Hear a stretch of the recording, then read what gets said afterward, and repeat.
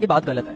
ایک عورت کے پاس ڈھیروں باتیں ہوتی ہیں کرنے کے لیے. اگر کوئی کہے کہ میری عورت مجھ سے باتیں نہیں کرتی، میری بیوی باتیں نہیں کرتی، اس کے پاس تو کہنے کو کچھ نہیں ہوتا.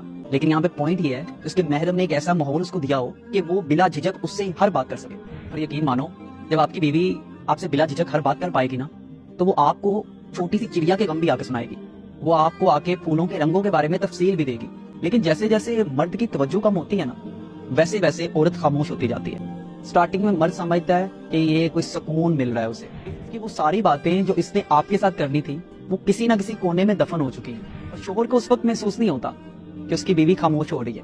اسے لگتا ہے کہ یہ اس کی زندگی میں سکون کا باعث ہے. اسے بولنے دیں، اسے سننا شروع کریں. اس کے پاس بہت باتیں ہیں، اس کی خاموشی تم سہ نہیں پاؤ گے.